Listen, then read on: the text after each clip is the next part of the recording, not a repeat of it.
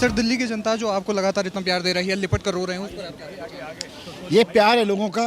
और जो हर आदमी जानता है कि बच्चे उसके परिवार का भविष्य हैं।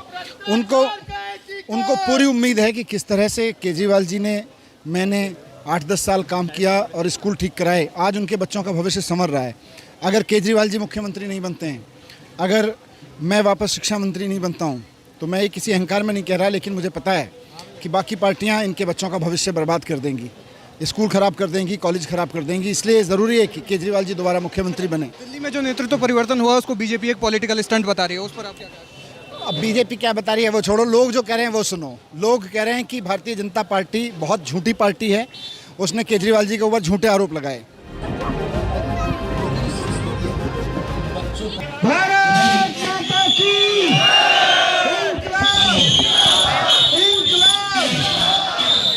दोस्तों बहुत बहुत धन्यवाद इतना सब प्रेम सम्मान के लिए, प्यार के लिए, मोहब्बत के लिए। आज आपकी जनता विधानसभा में आया हूँ पदयात्रा करने के लिए। सबको दूर दूर तक के बालकनी में खड़े हैं, मंदिर के दरवाजे पे खड़े हैं, भगवान के दरवाजे पे खड़े हैं, उनको सबको नमस्कार। मैं बस आपसे ये कहना हूं कि आपको बताइए अरविंद केजरीवाल जी ने इस्तीफा दिया है, और उन्होंने इस्तीफा इसलिए नहीं दिया कि उन्होंने कोई बेईमानी की है। उन्होंने इस्तीफा दिया है कि बीजेपी वालों ने उनके ऊपर झूठा लांछन लगाया है। उन्होंने इस्तीफा दिया है कि बीजेपी वालों ने उनके ऊपर झूठा लांछन लगाया है। जब ये झूठा लांछन सुप्रीम कोर्ट में पहुंचा तो मेरी जमानत देते हुए सुप्रीम कोर्ट ने कहा कि ये ऐसा केस है जो नीचे के कोर्ट में ट्रायल के समय पे 2 क्वेश्चन नहीं झेल पाएगा, 2 सवाल में खत्म हो जाएगा यह केस। लेकिन उसके बावजूद मुझको 17 महीने जेल में रखा गया। केजरीवाल जी को 6 महीने जेल में रखा गया। इसलिए केजरीवाल जी ने फैसला लिया कि अभी वो अपने पद से इस्तीफा दे रहे हैं। सुप्रीम कोर्ट ने कह दिया है कि जाओ अपना काम करो, लेकिन फिर भी अपने पद से इस्तीफा इसलिए दिया है उन्होंने क्योंकि वो चाहते हैं कि उनकी ईमानदारी पर एक बार फिर से दिल्ली वाले मोहर लगाएं, क्योंकि केजरीवाल जी को ईमानदार व्यक्ति होने के नाते ही सबने चुना था। केजरीवाल जी ने संदेश दिया है सबके लिए कि अगर आप मुझको ईमानदार मानते हैं, ये बीजेपी वाले कुछ भी कहते रहे, लेकिन अगर आप केजरीवाल जी को ईमानदार मानते हैं तो दोबारा उनको मुख्यमंत्री बनाओ।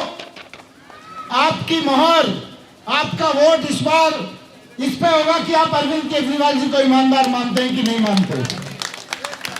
वो अफसर थे, नौकरी छोड़ दी उन्होंने, झुग्गियों में जाके काम करते थे, गरीब लोगों की बिजली के लिए काम करते थे, लोगों की लड़ाई लड़ते थे, ईमानदारी के लिए नौकरी छोड़ी थी।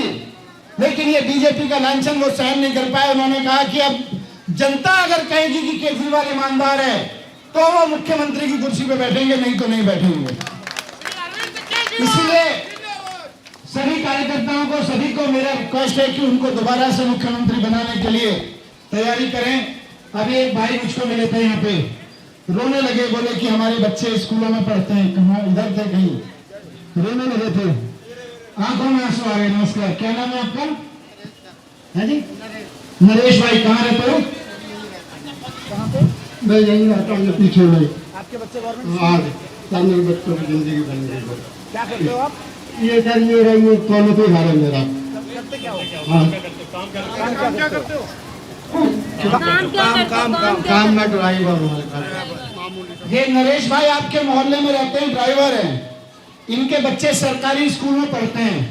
अभी इनको पता चला, मैं आ रहा हूँ तो यहाँ पे आए, घर से निकल के गले मिल के रोने लगे। बोले जी हमारे बच्चों की जिंदगी बन गई, स्कूल अच्छे बन गए, आपने अच्छे स्कूल बनवा दिए। मैं भी पत्रकार था, मैं भी एक टीवी चैनल में पत्रकारिता करता था। मैं भी नौकरी छोड़ के आया था राजनीति करने के लिए, इसलिए कि ईमानदारी से राजनीति करूंगा और देश के बच्चों के लिए अच्छे स्कूल बनवाऊंगा, अच्छी शिक्षा की व्यवस्था करूंगा। मेरे ऊपर भी लांछन लगाया है। मैं ये लांछन के लिए नहीं आया था, मैं पैसा कमाने नहीं आया था, नौकरी छोड़ के ईमानदारी से बच्चों की शिक्षा के लिए काम करने आया था। मैं भी आहत हूं इस लांछन से, 17 महीने जेल में रह के आया हूं। लेकिन ईमानदारी से काम किया था। अगर दिल्ली के साथियों को, दिल्ली के लोगों को, यहाँ के सब लोगों को लगता है कि मनीष सिसोदिया ईमानदार है, मनीष सिसोदिया ने ईमानदारी से स्कूलों पर काम किया है, तो वोट दे देना, दोबारा शिक्षा मंत्री बनकर काम करूंगा। मैं वापस नहीं बैठा केजरीवाल जी की तरह। केजरीवाल जी ने कहा मैं मुख्यमंत्री की कुर्सी पर वापस नहीं जा रहा, तो मैंने कहा कि मैं भी शिक्षा मंत्री की कुर्सी पर वापस नहीं जा रहा।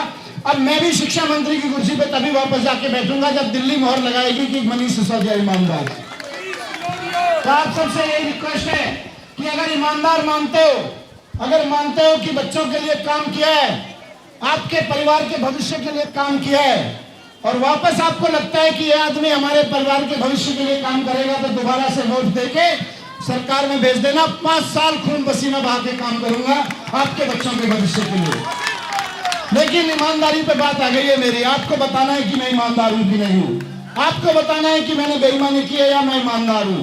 भारत माता की बहुत बहुत धन्यवाद। सभी कार्यकर्ता साथियों से अनुरोध है,